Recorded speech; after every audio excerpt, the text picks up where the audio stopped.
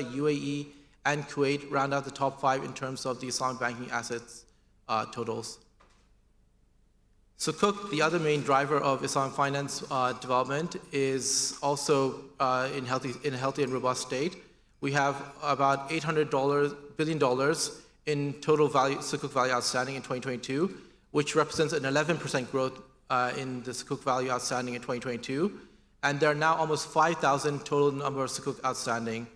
Again, some of the countries that are most developed in Islamic finance dominate the total value of Sukuk outstanding, such as Malaysia, Saudi Arabia, and Indonesia, but also UAE and Qatar. And again, the projection is there in the dark color bar in the graph, and you can see it will almost double from about 700 billion to around 1.3 billion as well. So 1.3 trillion, sorry. So it's quite a big jump projected as well, and that's in line with the previous impressive growth in Islamic finance, Sukuk. I won't spend too much time on these sectors because you can read the report in more detail, and I would highly encourage you to go afterwards to see the report as well more in detail. You can download it from the Zawi website, and I'll share the link with the QR codes at the end of this presentation. But suffice to say, Islamic funds makes up one of the other segments in the Islamic finance space, and it's also moving along at a healthy pace with about $200 billion, or rather $220 billion in total Islamic finance assets under management. That was a decline, however, of 10% in Islamic funds in 2022, year on year. So there are challenging macroeconomic headwinds for Islamic funds at the moment. And there are still about 2,200 total Islamic funds outstanding at the moment. And again, the rankings dominated by the usual countries: Iran, Malaysia. United Kingdom is an interesting one because it's a non-OIC country, and it's got a strong legal and regulatory infrastructure which facilitates Islamic funds growth as well. Saudi Arabia and Turkey also round out the top 5.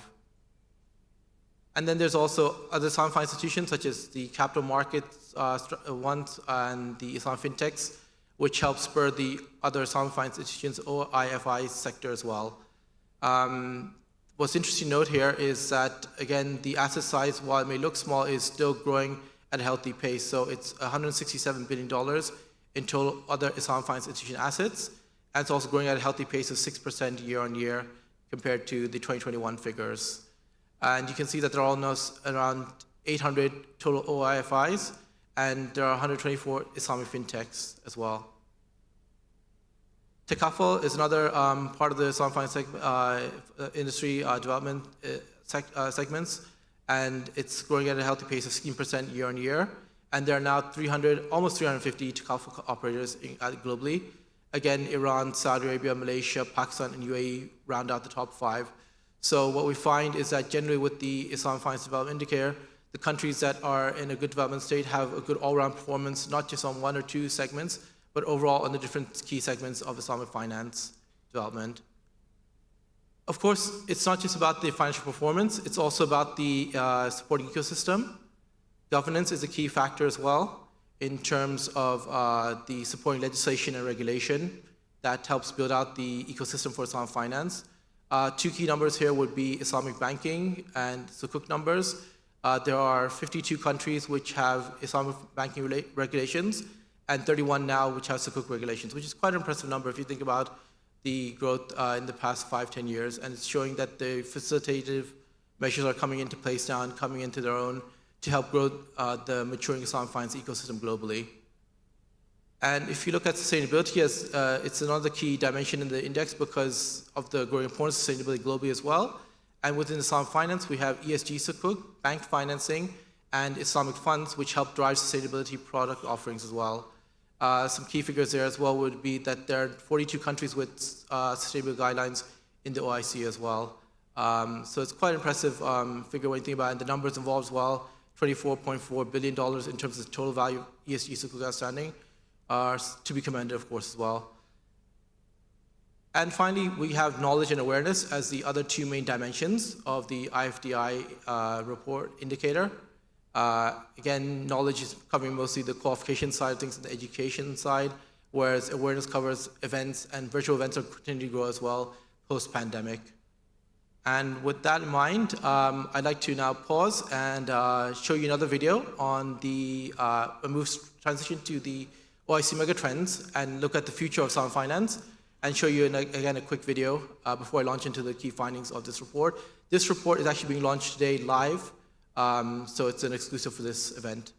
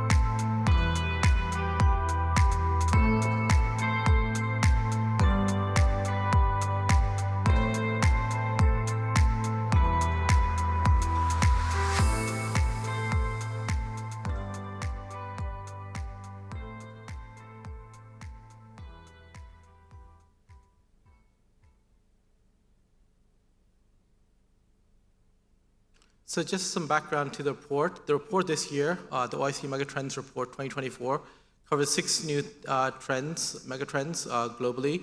2 of them are on economics, 2 of them are on environments, and 2 of them are on ecosystems.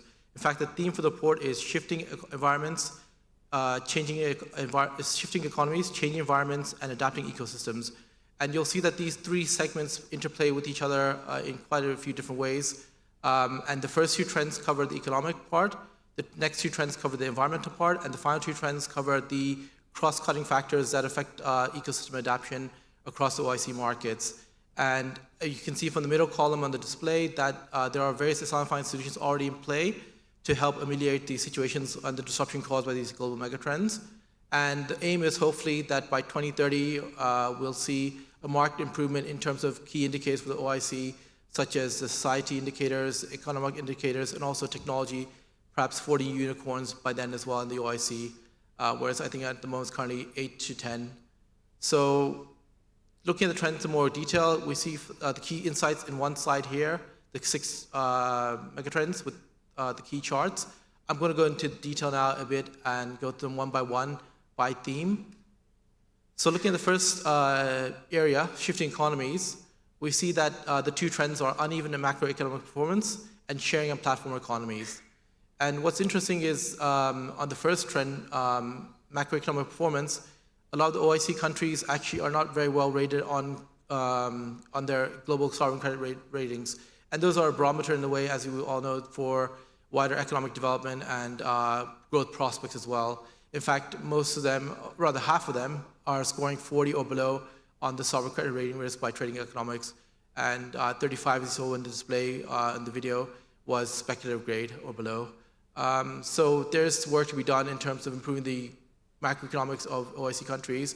The interesting thing as well is that we find that in the report that certain OIC countries are getting out of the pandemic better or with a more impressive growth trajectory than other OIC countries, and that's due in fact to the fact that they have better ability to service their debts. So macroeconomic performance debt, ability to service debt is crucial to come out of the pandemic and recover and move forward to the next stage of growth for the OIC. And there are some fine solutions such as Sukuk and multilateral Islamic debt solutions by key stakeholders out there that can help ameliorate the situation. Looking at the second economic trend, sharing and platform economies, we've all heard about the Ubers, the Airbnbs, the various platforms, the Creams of the world as well. And what we did in the report was we looked at these platforms' impact in the OIC countries and looked at how they show these countries are showing the promise of enabling platform economies within their own geographies as well, with the right infrastructure in place. So as you can see from the bar chart, the blue bar shows you the performance of the global average in terms of the platform index, the digital platform index, and the black bar shows you the performance of OIC countries, which is slightly lower. But it's not a huge gap, and that's the insight, that it's not a huge gap between the OIC and the rest of the world. And there are success stories in the OIC, and we highlight some of the success stories in the report as well for the sharing and platform economies. So suffice to say, although there's uneven macro performance across OIC countries, there is a good basis for them to build better and faster forward as well, with the rise of aspects such as the sharing platform economies. So these two trends are quite complementary in a way, if you think about it. And then looking at the next prong of the megatrends, we looked at changing environments because it's in the news all the time these days and it can't be ignored. The impact of the environment change that's happening with us, climate change. We want to just look at the flooding in the region recently as well to know that climate change is very real and has an impact tangibly as well, globally and regionally as well within the OIC. So the two trends we picked out were green economy and urbanization, and both of these have a significant environmental impact. In fact, if you look at green economy, the graph shows you a line chart which shows the steady growth of ESG Sukuk issuances over the past few years. And what that highlights is that there's substantial potential to help invest in the green economy in OIC countries. Some of you might be aware of the statistics that a lot of OIC countries are especially vulnerable to climate change, and in that respect, building out solutions through Islam finance is very helpful to ameliorate this problem, which affects OIC countries perhaps more disproportionately than non-OIC countries. And then urbanization is also an interesting trend that we picked out, and there's much more detail in the report. So again, I'd encourage you to look at the report and download it in your own time and go through the data and the charts and also the write-up as well. Because what we found was that, among other things, growing urbanization increases the need for sustainable development, urban development in the OIC countries, and that OIC markets need to be better equipped to handle growing urbanization. And there are solutions, and we highlighted some of the solutions for Islam finance to play a role in OIC markets in the report, so I won't spend too much time going into that at the moment. Just to highlight that it's not, we made a conscious effort to highlight not just the economic side of the megatrends, but also the other aspects such as the environment as well here.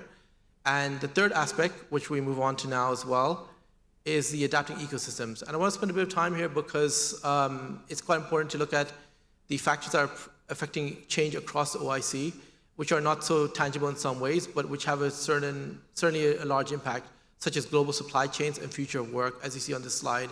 So when we talk about adapting ecosystems, we talk about the factors that are impacting the OIC in a cross-sectoral, cross-functional manner.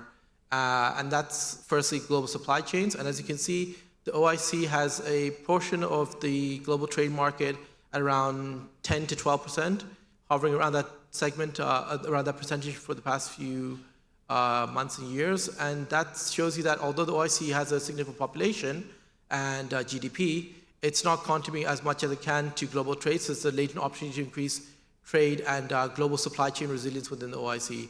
And we go into that as well in the report in terms of how the OIC markets are an important part of the logistics systems in emerging markets especially, with the GCC positioned well to lead the way, but also other areas of Islamic finance geographies are also well positioned to help develop their supply chain resilience.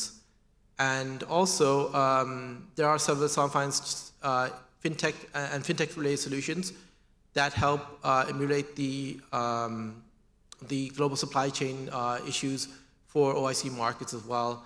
So we're seeing global Islamic finance supply chain issues, fintechs coming up with with solutions for the halal economy as well, and halal economy segments as well, to help improve on that. And that leads me nicely into the final segment, because there's a lot of disruption globally, and we're all aware of that. But what does that actually mean for OIC markets? And that's why we close the report with the future work trend. We've all heard about AI disruption, ChatGPT, the rest, and how this can have a significant impact on the employment market across the globe. And you'll see from the bar chart that the OIC averages are slightly different from the global average in terms of preparedness for future work. So what the bar chart is basically telling you at a high level is that OIC countries lag non-OIC countries in AI readiness, and the impact of AI on jobs in the OIC is potentially far-reaching and potentially more reaching than the trends, the effectiveness trend in maybe non-OIC countries, which may be more prepared on AI readiness as an indicator. Having said that, more can be done in OIC countries and globally to address this future work trend, such as creating national and regional strategies, and also building out the talent and entrepreneurship ecosystems to create more success stories. So in a nutshell, these two trends, adapting ecosystem trends, are very cross-sectoral, high-level in a way, but they're also very important and crucial to development of Islamic finance. And one of the key aspects is stakeholder cooperation, because these are cross-cutting across geographies. Supply chain knows no boundaries. Future work knows no boundaries as well. So it's very important for our stakeholders to work together and come to some good solutions as well throughout the Islamic finance ecosystem. And we highlight some of the solutions in the report as well. Of course, once again, I'd like to encourage you to download the report. And you've seen the videos.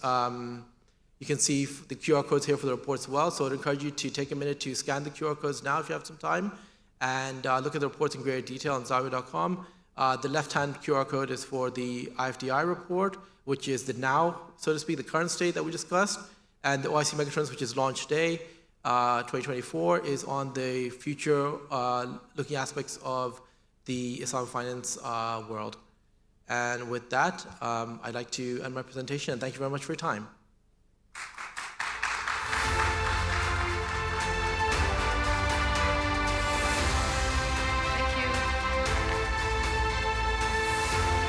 Thank you very much for Mr. Tayyib Ahmed for this very thorough presentation. Now we would like to invite Dr. Elvin Effendi, who's the Division Head and Corporate Strategy and Research Strategy Department at ICD, لأنه he wants to يشاركنا بعض التأملات عن.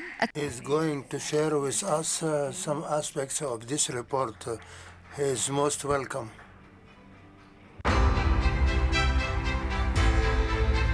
Thank you very much. Again, good morning, ladies and gentlemen. As a continuation of our very long-lasting and solid partnership with the Refinitiv, I'm super happy again to reiterate our gratitude and thanks to the Refinitiv team. As an ICD multilateral development bank, compared to the traditional banks that you have, we basically feel responsibility to produce public goods. And this is one of the areas that we basically do produce this kind of and spend efforts and time and money to come up with this kind of reports and studies that does not necessarily bring us any profit. It's the use of for the public and global. And with this kind of studies, you see, like especially the Megatrend shows you that we are trying to be a bit of futuristic and come up with this strategic foresight. Basically see what's coming and how we can basically, in terms of opportunities as well as risks and challenges, in terms of how we can embrace them in the whole community of Islamic financial institutions. And this is not ending there. We are very happy, for example, today to see that the champion country like Malaysia, using our report on Islamic Finance Development Index, basically to prepare their own intervention strategy for the other member countries, how they can help basically to address the gaps or the issues on the Islamic finance industry. A few months ago, we had a meeting with the central bank and the Securities Commission of the Malaysia, where we basically discussed the reports usage for them basically to understand the needs of our member countries, and then based on that to prepare their own, we call it reverse linkages or the South-South cooperation type of interventions. Another is our last year flagship report on the infrastructure outlook that we prepared with the Refinitiv again. Now it's taking another step. As in the ICB group, we are preparing our country-based infrastructure intervention strategy based on this kind of study. So going forward, definitely more to come. We are working very closely with Refinitiv to come up with the new ideas and the topics that basically in the best interest of everybody in the room. And in this regard also, I would highly encourage all of you in the room to basically be proactive and provide us with the new ideas, suggestions, feedback, both on improving the current reports as well as with coming up with new ideas. With this, again, thank you very much for your attention and pleasure to work with you in the future as well. Thank you. Interesting information. Every country of the member countries had their own orientations and different means of investment. Now we are going to discuss and to see what are the most important opportunities. So let us welcome Mr. Brand Abdulrahim. Company.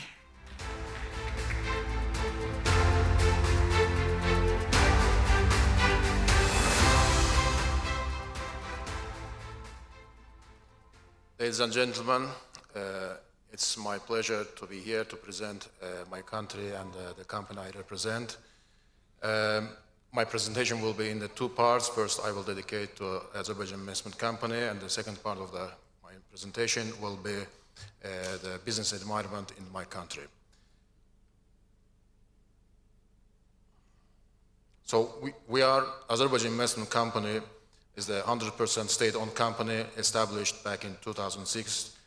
And now we are in our 18th years of operation. Our main goal is to support the development of the non-oil sector of the economy and facilitating economic diversification. And our company is governed by the supervisory board led by the Minister of Economy. Our mission is very simple. We participate in competitive and value-added projects oriented on export